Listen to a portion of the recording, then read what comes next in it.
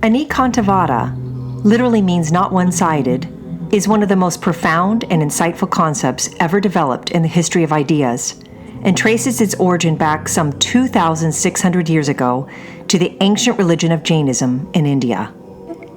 Anekantavada, though sometimes postulated as an intellectual extension of the Jain concept of ahimsa, or nonviolence, is perhaps best understood as a process of seeing any person or event from multiple angles, and not closing oneself off to contrarian perspectives. Some have even argued that Anekantavada is a philosophical talisman to ward off dogmatic thinking or myopic fundamentalism. A beautiful illustration of the concept is captured in Jain literature by the story of 6 blind men and an elephant. By accessing different parts of the elephant's body, each blind man tries to deduce what he is touching. The blind man who feels a leg says the elephant is like a pillar. The one who feels the tail says the elephant is like a rope. The one who feels the trunk says the elephant is like a tree branch. The one who feels the ear says the elephant is like a hand fan. The one who feels the belly says the elephant is like a wall. And the one who feels the tusk says the elephant is like a solid pipe. The king, after listening to each of these blind men, explains to them, "All of you are right.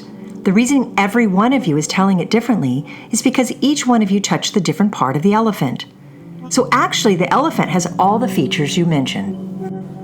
Interestingly, Anekantavada is not a concept exclusive to Jainism, since it has appeared in various ways throughout human history. We find the idea sprinkled throughout literature, and it is the central theme in Tolstoy's famous short story, The Coffee House of Surat. Set in India, various individuals from different religions and cultural backgrounds debate the existence of God and his nature. There is a Persian, an African slave, a Brahmin, a Jew, an Italian, a Protestant minister, a Turk, and finally a whole host of others from differing faiths. As Tolstoy recounts, by this time a great dispute has arisen among the strangers of different faiths and creeds present. There were Abyssinians, Christians, Lamas from Tibet, Ismailites, and fire worshippers. They all argued about the nature of God and how he should be worshipped. Each of them asserted that in his country alone was the true God known and rightly worshipped. Everyone argued and shouted. Tolstoy resolves the story with a Chinaman who argues for an acceptance of a multiplicity of views, arguing that the God they seek transcends human pettiness and political nation-states. Concludes Tolstoy, "So spoke the Chinaman, the student of Confucius, and all who were present in the coffee house were silent, and they disputed no more as to whose faith was the best."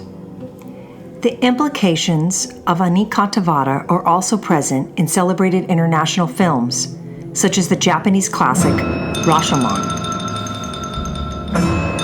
The plot involves the death of a samurai, and each character in the movie recounts a different version of what transpired, although each of the perspectives is tainted by being self-serving. There is the wife's story, the bandit story, the samurai story, and the woodcutter story. Multiple perspectives, but none contain the full story or the whole truth.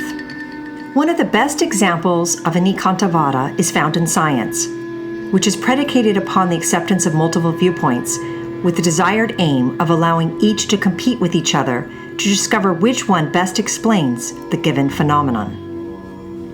But even when one viewpoint holds sway, the scientist must continuously be open to being wrong. This very modus operandi of allowing contrasting models is precisely why science has been so successful and why it has been incredibly progressive in developing new and powerful technologies. Edward O. Wilson underlines this spirit of multiple worldviews and its apparent unity in his controversial book, Consilience, The Unity of Knowledge, where he contends that each academic discipline should be considered and reconciled when examining complex issues. Ken Wilber postulates something similar to consilience, but discarding its more radical reductionisms, by championing an integral paradigm that incorporates all quadrants, all levels, inclusivity, which is sometimes explained more simply as, everyone is right. What makes the Jain doctrine so powerful is not that it relativizes all religious claims, but rather that listening deeply to other perspectives is considered an important pathway for discovering a more comprehensive truth. Ironically, by allowing uncertainty as a core virtue, it allows for a more certain pathway to understand the world and its varied manifestations.